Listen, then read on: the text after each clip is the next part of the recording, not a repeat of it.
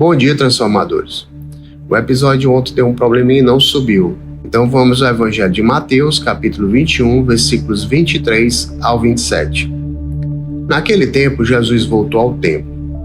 Enquanto ensinava, os sumos sacerdotes e os anciãos do povo aproximaram-se dele e perguntaram: com que autoridade fazes estas coisas? Quem te deu tal autoridade? Jesus respondeu-lhes: também eu vos farei uma pergunta. Se vós me responderdes, também eu vos direi com que autoridade faço estas coisas. De onde vinha o batismo de João? Do céu ou dos homens? Eles refletiam entre si. Se dissermos do céu, ele nos dirá: por que não acreditastes nele? Se dissermos dos homens, temos medo do povo, pois todos têm João Batista na conta de profeta. Eles então responderam a Jesus: não sabemos. Ao que Jesus também respondeu: eu também não vos direi com que autoridade faço estas coisas. Palavra da salvação. Hoje, nós encerramos, a primeira fase do Advento, que foi muito marcada pela figura de João Batista, que foi o precursor de Cristo. E ele tinha um forte apelo à conversão, à penitência. E a partir de agora, nós estamos iniciando a segunda fase, que tem como destaque também Nossa Senhora Maria, que ela vai nos auxiliar na preparação que se aproxima do nascimento de Jesus, do Natal. E esse evangelho de hoje, ele funciona como uma ponte entre essas etapas.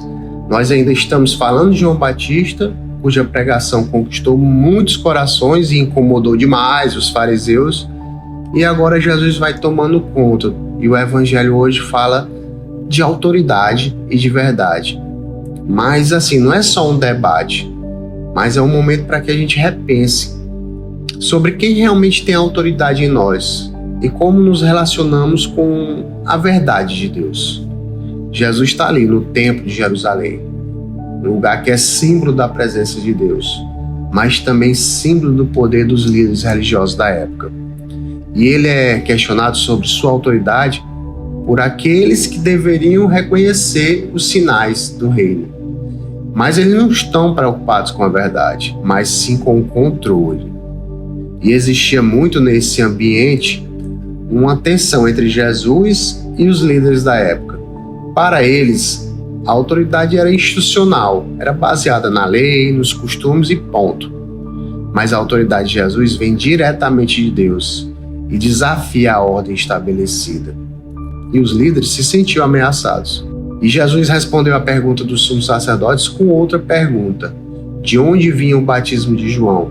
Essa pergunta revela a sabedoria de Jesus e expõe a hipocrisia de seus indagadores. Eles não respondem com medo de se comprometerem, com medo do povo. Esse jeito de dialogar é típico dos debates rabínicos, que tinham o propósito sempre de desafiar os ouvintes a refletir sobre suas intenções, sobre suas crenças. Jesus usa a lógica deles contra eles mesmos, revelando sua falta de compromisso com a verdade. Acontece que a autoridade de Jesus ela não precisa de validação humana, ela é fundamentada em sua união com o Pai. O questionamento sobre João Batista reforça que o plano de Deus está conectado de João até Jesus, mostrando que ambos agem em nome de Deus. E como é que anda a nossa relação com a verdade, com a autoridade? Eu digo isso porque diversas vezes nós confiamos em instituições, pessoas, ideologias, mas nós esquecemos de nos perguntar: essa autoridade vem de Deus ou do mundo? E não é só os líderes religiosos da época que rejeitaram a verdade, os de hoje também, e nós também. Nós podemos evitar a verdade por medo de mudanças. Reconhecer Jesus como autoridade em nossa vida exige coragem, porque a gente vai ter que abandonar muita zona de conforto e vai ter que viver segundo o reino de Deus. Pessoal, a autoridade ela está no amor e na verdade. A autoridade de Cristo ela não controla, mas liberta.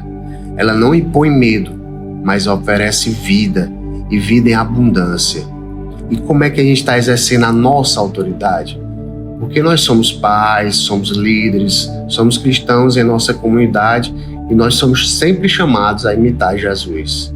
E nossa autoridade precisa ser um reflexo do serviço, da misericórdia e da verdade.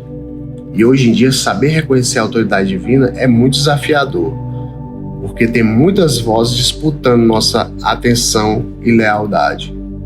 E aí, como é que eu devo fazer? Reze, conheça a palavra de Deus e seja um testemunho coerente e sincero no mundo que o cerca. E para finalizar, todo o evangelho de hoje poderia se resumir em 2 perguntas. E as nossas respostas nos mostram o caminho que estamos trilhando. Primeira, será que nós estamos dispostos a reconhecer a autoridade de Deus, mesmo quando isso exige mudanças? E a segunda, como usamos nossa autoridade para a construção de um mundo melhor, para o reino de Deus?